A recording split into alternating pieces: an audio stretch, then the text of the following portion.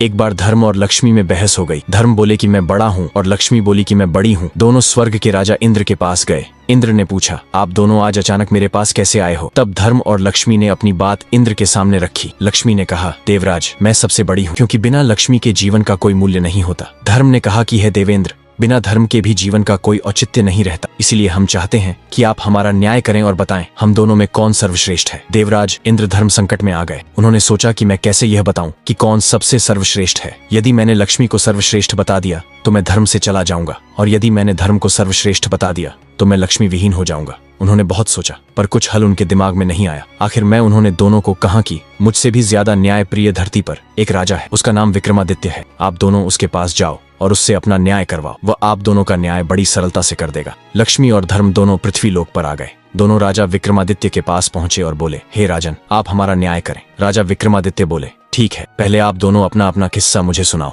फिर मैं दोनों का किस्सा सुनकर यह बताने में समर्थ हो जाऊंगा कि कौन आप दोनों में सर्वश्रेष्ठ कौन है। लक्ष्मी और धर्म ने अपनी अपनी बात राजा विक्रमादित्य के सामने रखी और लक्ष्मी बोली कि हे राजन, यदि मनुष्य के पास मैं ना रहूं तो उसका जीवन अर्थहीन हो जाएगा, इसलिए मैं खुद को बड़ी बता रही हूं। तभी धर्म बोला, हे राजन, बिना लक्ष्मी के तो जीवन चल सकता है, पर धर्महीन होने के बाद मनुष्य के जीवन का अर्थ समाप्त हो जाएगा। इसलिए हे राजन, आप हम दोनों का न्याय करें और बताएं कि हम दोनों में कौन श्रेष्ठ है। राजा विक्रमादित्य बहुत विद्वान थे। वह समझ गए कि यह एक अत्यंत कठिन न्याय है। यदि मैंने लक्ष्मी को बड़ा बता दिया तो मैं धर्म से विरक्त हो जाऊं, और यदि मैंने धर्म को बड़ा बता दिया तो लक्ष्मी मुझसे रूठ जाएंगी। उन्होंने कुछ देर तक सोचा और निर्णय लिया कि यदि धर्म चला गया तो समझो सब कुछ चला जाएगा, इसलिए मैं धर्म को ही सर्वश्रेष्ठ बताऊंगा। आखिर में उन्होंने दोनों को कहा कि मेरे ज्ञान के अनुसार धर्म ही सबसे महान है। धर्म के बिना जीवन का कोई भी अर्थ नहीं रह जाता है। लक्ष्मी एक बार को ना भी रही तो काम चल जाएगा। राजा विक्रमादित्य के इस न्याय से लक्ष्मी जी उन पर क्रोधित हो गई और उनका सारा राज्य और धन वैभव सब गायब कर दिया। विक्रमादित्य रातों रात भिखारी हो गए और वहां से चलकर एक नदी के पास आए। सोचा, चलो नदी से कुछ मछलियां पकड़ी जाएं। उन्होंने नदी से कुछ मछलियां पकड़ी, फिर उन्हें भूनकर नदी के किनारे रख दिया ताकि स्नान के उपरांत मैं इन मछलियों को खाऊंगा। लेकिन जैसे ही वह नहाकर बाहर आए तो देखा सारी मछलियां जिंदा होकर जल में कूद गईं। वह समझ गए कि यह सब लक्ष्मी के क्रोध के कारण हुआ है। वह कुछ नहीं बोले। भूखे ही वह अपनी बहन के यहाँ चल पड़े। उनकी बहन को वहां के लोगों ने बताया कि तुम्हारा भाई विक्रमादित्य तुमसे मिलने आ रहा है। बहन ने पूछा कि भाई कैसे आ रहा है? लोगों ने बताया कि वह फटे हाल वस्त्रों में पैदल आ रहा है। उन्होंने कहा कि उसे घोड़ों के अस्तबल में ठहरने को कहो। विक्रमादित्य को घोड़ों के अस्तबल में ठहराया गया और खाने के लिए उन्हें छोकर की रोटी दी गई। वह समझ गए थे कि यह लक्ष्मी के नाराजगी का असर है, इसलिए उन्होंने वहीं जमीन में गड्ढा खोदकर वह रोटियां गाड़ दी और बोले कि हे धरती माँ, मैं जब दोबारा यहाँ आऊंगा तो आप यह रोटी इसी स्थिति में संभाल कर रखना। फिर वह किसी को बताए बिना वहां से रवाना हो गए। अगले दिन सुबह वह अपने एक मित्र के पास पहुंचे। मित्र ने उनका बहुत स्वागत किया। खाने के लिए उनको तरह तरह के व्यंजन परोसे गए। जब राजा विक्रमादित्य खाना खाने बैठे तो उन्होंने देखा कि खूंटी पर टंगा 9 लखा हार खूंटी निगल रही है। वह समझ गए कि यह भी लक्ष्मी की एक चाल है, इसलिए उन्होंने अपनी सफाई में कुछ भी नहीं कहा।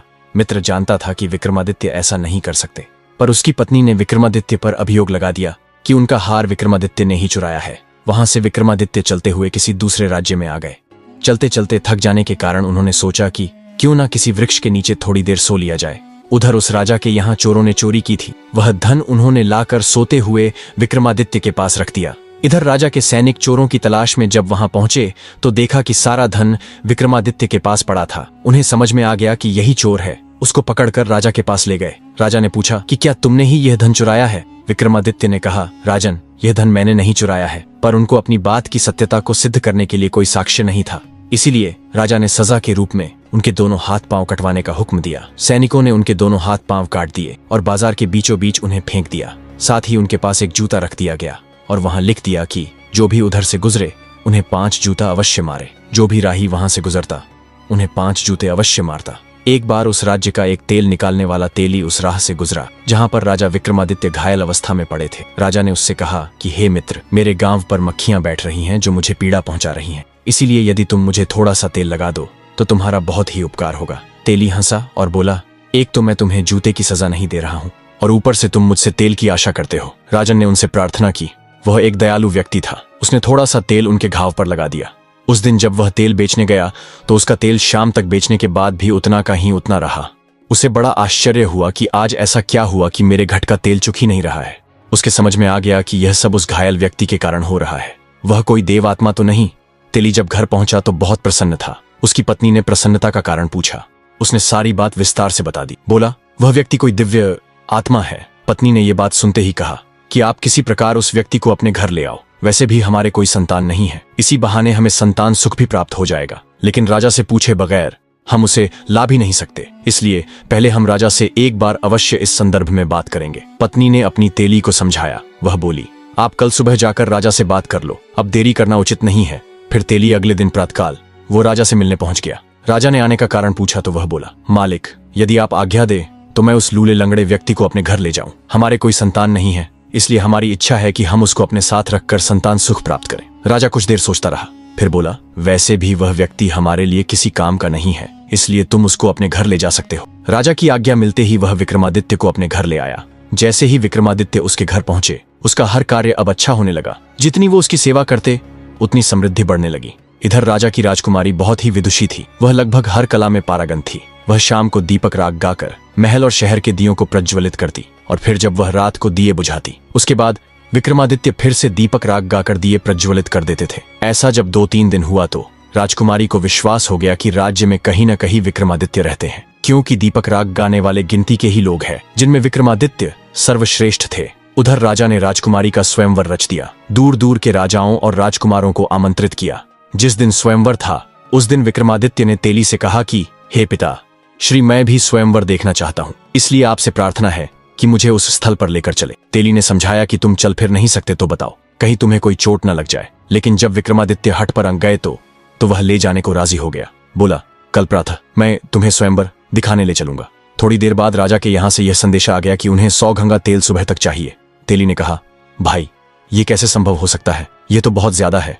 वह बोला, मैं कुछ भी नहीं जानता, राजा के आदेश से आपको यह कार्य करना होगा, वरना आप सजा के लिए तैयार हो जाओ। तेली बहुत ज्यादा तनाव में आ गया। यह तो असंभव कार्य था। वह बहुत दुखी था। तभी विक्रमादित्य ने पूछा कि पिताश्री, आप इतना चिंतित क्यों हैं? तेली ने अपनी चिंता का कारण बताया। विक्रमादित्य ने कहा कि आप उनसे 100 घड़ा मंगवा लें और चिंता न करें, मुझ पर विश्वास करें, कल हम उन्हें 100 घट तेल अवश्य दे देंगे। तेली को विक्रमादित्य की शक्तियों का अंदाजा था। उसने राजा को कहकर 100 घड़ा तेल के लिए मंगवा लिए। रात में विक्रमादित्य ने तेली से बोले, अब आप दोनों आराम से सो जाए, मैं रात में 100 घड़ा तेल निकाल दूंगा। तेली की पत्नी बोली कि बेटे, तेरे हाथ और पांव नहीं है, बता तू कैसे बैलों को चला पाएगा? विक्रमादित्य ने कहा कि माँ, तू निश्चिंत होकर सो जा, मैं सब कार्य कर लूंगा। रात में विक्रमादित्य ने 100 घट तेल निकाल दिया। सुबह जब राजा के व्यक्तियों ने देखा तो आश्चर्य से भर गए। तेली और तेलिन दोनों को अब पूर्ण विश्वास हो गया कि यह लंका जरूर कोई देव रूप है, इसलिए अब कोई चिंता नहीं करनी चाहिए। अगले दिन तेली ने विक्रमादित्य को नहला धुलाकर नए वस्त्र पहना दिए, फिर उनको ले जाकर स्वयंवर में दूर बैठा दिया। कुछ समय उपरांत राजा और राजकुमार जब आ गए तो राजकुमारी को चुनाव के लिए भेजा। राजकुमारी ने उन लोगों में से विक्रमादित्य को तलाशना शुरू किया। उन्हें राजाओं में तो कोई भी ऐसा न दिखाई पड़ा जो विक्रमादित्य जैसा लगे। तभी उसकी निगाह दूर बैठे अपंग व्यक्ति पर गई। उसे उनमें बहुत तेज दिखाई पड़ा। उनका तेज देखकर वह समझ गई थी कि वही राजा विक्रमादित्य है। बस फिर क्या, वह माला लेकर उनकी ओर चल पड़ी। पास पहुंचकर माला उनके गले में डाल दी। वह उपस्थित राजा, राजकुमार और सभी राजमहल के लोग आश्चर्यचकित हो गए कि आखिर राजकुमारी ने ऐसा क्यों किया। राजकुमारी के घर के लोगों ने कहा कि लगता है राजकुमारी की तबीयत सही नहीं है, इसलिए उससे यह गलती हो गई। सबने राजकुमारी को पंखा किया, जल पिलाया और फिर माला लेकर भेजा, पर राजकुमारी फिर माला विक्रमादित्य के गले में डाल दी। वहां उपस्थित जनसमूह को लगा कि राजकुमारी का स्वास्थ्य सही नहीं है, इसलिए वह इस प्रकार का व्यवहार कर रही है। इतनी सुंदर राजकुमारी आखिर क्यों एक अपाहिज के गले में माला डाल रही है? आखिर में लोगों के सुझाव से राजकुमारी को दोबारा माला दी गई ताकि वह सही वर का चुनाव कर सके। पर इस बार भी राजकुमारी ने विक्रमादित्य के ही गले में माला डाली। राजकुमारी के इस व्यवहार से वहां आए राजा और राजकुमार क्रोधित हो राजकुमारी के पिता से बोले, आपकी पुत्री को यदि एक अपाहिज से विवाह करना था तो हम सबको आपने निमंत्रण क्यों भेजा? राजा भी बहुत शर्मिंदा थे,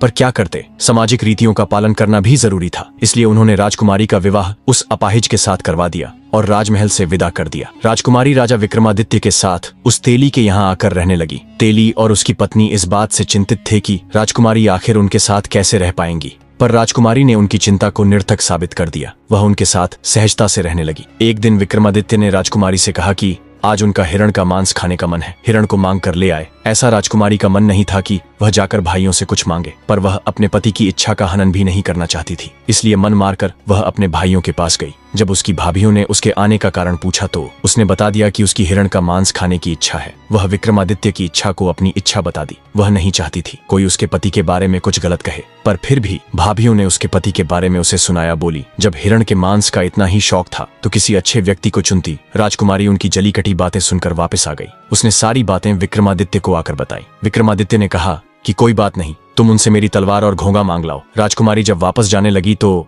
विक्रमादित्य को कुछ याद आया। उन्होंने अपना एक रूमाल राजकुमारी को यह कहते हुए दिया कि यदि मेरा घोंगा कोई दिक्कत करे तो यह रूमाल उन्हें दिखा देना, वो चुपचाप आ जाएगा। जब राजकुमारी वापस महल पहुंची तो उसकी भाभीयों ने उसका फिर मजाक बनाया। राजकुमारी बोली, इस बार मैं हिरण का मांस नहीं, उनका घोंगा और उनकी तलवार लेने आई हूँ। तलवार और घोड़े ने भी वहां आतंक मचा रखा था, कोई उनके करीब जा नहीं पा रहा था। जब राजकुमारी ने उनकी मांग की तो भाभीयों ने सोचा, अच्छा है, यह उनका शिकार बन जाए, इससे हमें सुकून मिल जाएगा। उन्होंने सहर्ष दोनों चीजों को ले जाने को कह दिया। जब राजकुमारी उनको लेने गई तो तलवार सांप बनकर उसे काटने दौड़ी और घोंगा दुल्लतियां मारने लगा। राजकुमारी को विक्रमादित्य की कही बात याद आ गई। उसने तुरंत रूमाल निकालकर उन्हें दिखा दी। विक्रमादित्य की रूमाल देखते ही दोनों शांत हो गए। राजकुमारी ने तलवार उठा ली और घोड़े की लगाम पकड़कर वापस विक्रमादित्य के पास आ गई। जब शाम होने को हुई तो विक्रमादित्य ने राजकुमारी से कहा कि अब वह उसे घोड़े की पीठ पर बैठा दे, आज वह शिकार खेलने जाएगा। राजकुमारी ने कहा कि आप कैसे घोड़े की सवारी कर पाएंगे। विक्रमादित्य ने जब जिद की तो राजकुमारी और तेली की मदद से उन्हें घोड़े पर बैठा तो दिया, पर बिना किसी पकंग के वह घोड़े से गिरने लगे। राजकुमारी यह सब देखकर बहुत दुखी हुई। उसकी आंखों में पानी भर आया। उसने आंखों के आंसुओं को छुपाने के लिए मुंह दूसरी ओर घुमा लिया। तभी उन्हें लगा जैसे घोड़े की लगाम को कोई उनके हाथों से खींच रहा है। उसने जल्दी घूमकर विक्रमादित्य की ओर देखा। आश्चर्य से वह स्तब्ध हो गई। उसने देखा राजा विक्रमादित्य पूर्ण शरीर में घोड़े पर सवार थे। वह बहुत खुश हुई। उसकी आंखों में जिज्ञासा भर आई, यह जानने के लिए कि आखिर यह सब क्या है। विक्रमादित्य ने उसे आश्वासन दिया कि शिकार से लौटने के उपरांत वह सारी बातें उसे बता देंगे। जब वह जंगल में पहुंचे तो उन्होंने जो भी शिकार किया उसके कान और पूंछ काट लिए और शिकार वहीं छोड़ दिया। उधर राजकुमारी के भाई भी शिकार पर गए हुए थे। उन्होंने जंगल में बिना कान पूंछ का जब ताजा शिकार देखा तो उन्हें लालच आ गया। उन्हें लगा कि यह ताजा शिकार उनके लिए पुरस्कार के समान है। उन्होंने वो सारे शिकार उठा लिए और वापसी को मोड़ लिए। उन्होंने ने इसके लिए शिकारी को धन्यवाद। अभी वो कुछ दूर चले होंगे, उन्हें तीव्र प्यास लग गई। उन्होंने ने अपने घोड़ों पास के जलाशय की ओर मोड़ दिया। वहां पर जैसे ही उन्होंने जल पीने का प्रयास किया, एक आवाज ने उन्हें जल पीने से रोक दिया। उन्होंने आवाज की दिशा में देखा तो पाया कि एक योगी खड़ा था। एक राजकुमार ने योगी को जल पीने से मना करने का कारण पूछा। योगी बोले, हे राजकुमारों, यहाँ का जल बिना मेरी अनुमति के कोई दूसरा जीव पी नहीं सकता। पर राजकुमारों का प्यास के कारण बुरा हाल था, इसलिए योगी से जल के लिए अनुनय करने लगे। योगी ने कहा, यदि तुम जल पीना चाहते हो तो उसके लिए तुम्हें अपने कुल्हों पर गर्म सिक्के से दगवाना पड़ेगा। जल के बिना उनकी ग्रीवा शुष्क हो चुकी थी, इसलिए शर्त मानने के अतिरिक्त उनके पास कोई और चारा नहीं था। इसलिए शर्त के अनुसार उन्होंने अपने अपने कुल्हों पर सिक्के से दगवाया। फिर जल पी के वो रवाना हो गए। इधर विक्रमादित्य, जो कि योगी बने हुए थे, अपने निवास स्थान पर लौट आए। घर पहुंचते ही जिज्ञासा से भरे राजकुमारी, तेली और उसकी पत्नी उनके चारों तरफ एकत्र हो गए। बोले, हे देवताओं की तरह दिखने वाले तुम, अपना परिचय देकर हमारे भीतर जन्मी इस उत्कंठा का शमन करो। राजा विक्रमादित्य को लगा कि अब इन्हें अंधकार में रखना सही नहीं है। बोले, हे धर्मपिता और माता, मैं राजा विक्रमादित्य हूँ। फिर उन्होंने अपनी आप बीती को संक्षेप में उन्हें बताया। जब उन्हें पता चला कि वो विक्रमादित्य है तो उनके चरणों में गिर पड़े और अनजाने में हुए अपराध के क्षमा प्रार्थना करने लगे। राजा विक्रमादित्य ने उन्हें समझाया कि वो उनसे नाराज नहीं है, अपितु उन लोगों ने अपने स्वजनों से ज्यादा अच्छा व्यवहार उनके साथ किया। अगले दिन प्रातः राजा विक्रमादित्य ने राजकुमारी को फिर राजमहल यह कहकर भेजा कि इस बार भी तुम अपने भाइयों से शिकार की मांग करना। यदि अनाकानी करे तो बोलना कि वो अपने उन शिकारों को केवल दिखा भर दे। जब वो शिकार को दिखाने पर राजी हो जाए और तुम्हें शिकार दिखा दे तो तुम उनसे पूछता कि उन शिकारों के कान और पूंछ कहाँ हैं। फिर विक्रमादित्य ने पिछली रात जंगल में घटी सारी घटना बता दी और एक थैला उन्हें थमा दिया। बोले, आखिर में तुम यह थैला उनके सामने पलट देना, फिर मेरे बारे में उन्हें बता देना। इस बार राजकुमारी बिना किसी संकोच के ही भाइयों के घर चल पड़ी। इस बार भी वही परिस्थितियां जन्मी जो पिछली बार थीं। पर अंत में जब उन्होंने डींगें हाँकनी शुरू की तो राजकुमारी ने वह थैला जो विक्रमादित्य ने उन्हें दिया था उनके सामने पलट दिया। थैले में भरे कान और पूंछ नीचे बिखर गए। भाभियों ने आश्चर्य से पूछा कि यह सब क्या है। तब राजकुमारी बोली कि आप अपने पतियों से ही पूछो और उनसे पूछो कि कल रात पोखर का जल पीने का उन्होंने ने क्या भुगतान किया है। जब भाइयों की पत्नियों ने उनसे पूछा तो सबने पिछली रात की सारी घटना बता दी। भाभियों ने आश्चर्य से राजकुमारी से पूछा कि उसके पास यह कान पूंछ कैसे आए, तो उसने बताया कि वह योगी और कोई नहीं, स्वयं उसके पति थे। भाभियों ने व्यंग्य से कहा कि यह कैसे संभव हो सकता है, एक अपाहिज ये सब कैसे कर सकता है। तब राजकुमारी ने बता दिया कि जिसे अपाहिज कह रहे हो वो राजा विक्रमादित्य है। राजा विक्रमादित्य का नाम सुनते ही महल में खलबली मच गई। यह सूचना राजा को जब मिली तो वो भी घबरा गए। आखिर उन्होंने ने ही विक्रमादित्य को दंड दिया था। राजा, राजकुमार और मंत्रीगण सभी तेली के घर की ओर दौड़ पड़े। राजा और राजकुमार सभी राजा के पैरों में गिरकर क्षमा याचना करने लगे। राजा ने उन सबको कहा कि आप लोग दुखी न हो, यह मेरे धर्म की परीक्षा थी, इसलिए आप लोगों की मति घूम गई थी। अतः आप लोग यह बात अपने मस्तिष्क से निकाल दें कि मैं आपसे नाराज हूँ। सब खुश हो गए और राजा को अपने महल ले गए, उनकी खूब आवाभगत की। कुछ दिन वहां रहने के उपरांत राजा ने वहां से विदाई ली और पूरे साजो सामान से राजा ने उन्हें विदा किया। विक्रमादित्य उस राज्य से माल असबाब के साथ रवाना हुए। राजा ने भी उन्हें भरपूर सामान दिया। सैनिकों ने पूछा कि राजन, अब हम किस ओर चले? तो विक्रमादित्य ने कहा कि आप लोग मेरी बहन के घर की ओर चलो। जब वो लोग विक्रमादित्य की बहन के नगर के पास पहुंचे तो बहन को भी उसके गुप्तचरों से समाचार प्राप्त हो गया कि उसका भाई विक्रमादित्य आ रहा है। उसने अपने कर्मचारियों से पता किया कि विक्रमादित्य किस परिस्थिति में है। गुप्तचरों ने बता दिया कि वह पूरे लाव लश्कर के साथ आ रहा है। बहन ने तुरंत राज्य कर्मचारियों से उनके भव्य स्वागत के लिए कहा और बोली उसे विशेष महल में ठहराया जाए। जब विक्रमादित्य पहुंच गए तो बहन उनके लिए बेहतरीन व्यंजन बनवाकर उनके स्वागत में पहुंची। राजा विक्रमादित्य ने वह भोजन करने से मना कर दिया और बहन को लेकर वह गौशाला में पहुंचे। एक जगह जमीन खोदकर उन्होंने सूखी रोटियां निकाली जो उस समय बहन ने उनके लिए खाने को भेजी थी, जब उन पर लक्ष्मी रुष्ट थी। बहन बहुत शर्मिंदा हुई। उसने अपने किए पर शर्मिंदगी जताई, लेकिन विक्रमादित्य ने कहा, बहन, मुझे इस बात का कोई भी दुख नहीं है, पर तुम्हें संबंधों की मर्यादा का पालन करना था। अगले दिन वो वहां से रवाना हो गए। अपने कर्मचारियों से मित्र के घर चलने को कहा। जब वह मित्र के घर पहुंचे तो मित्र बहुत प्रसन्न हुआ। बोला, तुम्हें प्रसन्न देखकर मैं बहुत खुश हूँ। तुम्हारी वह विपत्ति टल गई, यह देखकर मन बहुत ही आनंदित हुआ है। आपसे अनुरोध है कि आप आज रातम कम से कम मेरा आतिथ्य स्वीकार करें। विक्रमादित्य ने कहा कि मित्र, मुझे खुद को भी तुम्हारे यहाँ रुकने की इच्छा थी। वह विक्रमादित्य को लेकर अपने विशेष कक्ष में पहुंचा। वहां दोनों मित्रों के मध्य पुराने दिनों की चर्चा हुई। रात को खाने के समय विक्रमादित्य को वहीं भोजन परोसा गया जहां पर खूंटी ने हार निगला था। विक्रमादित्य ने जैसे भोजन करना शुरू किया, खूंटी ने हर निवाले के साथ हार को उगलना शुरू किया। विक्रमादित्य ने जैसे ही भोजन समाप्त किया, रानी का 9 लाखा हार खूंटी पर टंगा दिखाई पड़ा। तभी राजा की निगाह खूंटी पर गई तो वहां उन्हें खोया हुआ 9 लाखा हार टंगा दिखा। राजा आश्चर्य से भर उठे। रानी से बोले कि यह कैसी अनोखी घटना है। इस हार की चोरी का इल्जाम तुमने मेरे मित्र विक्रमादित्य पर लगाया था। तब मैंने तुम्हें कहा था कि ऐसा कार्य मेरा मित्र विक्रमादित्य नहीं कर सकता, जो दुनिया की तकलीफों को हरता रहता है।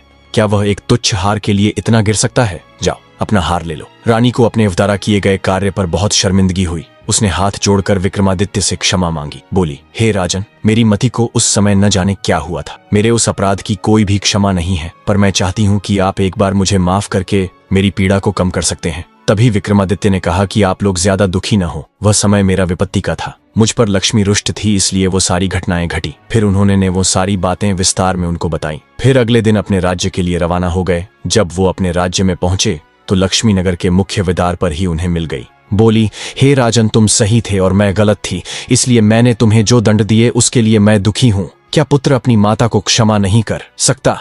विक्रमादित्य लक्ष्मी के पांवों में गिर गए। बोले, हे माँ, आप ऐसी बात न करें। आपकी परीक्षा से मेरा और भी निखार हो गया, इसलिए मैं आपका आभारी हूँ। विक्रमादित्य के विनम्रता से माँ लक्ष्मी बहुत ही प्रसन्न हुई। बोली, हे विक्रमादित्य, मेरा तुमको आशीर्वाद है। जब तक दुनिया रहेगी लोग तुम्हें नहीं भूल पाएंगे। आशीर्वाद देकर माँ लक्ष्मी अंतर्ध्यान हो गई। राजा अपने नगर में पहुंचकर सुख से जीवन व्यतीत करने लगे।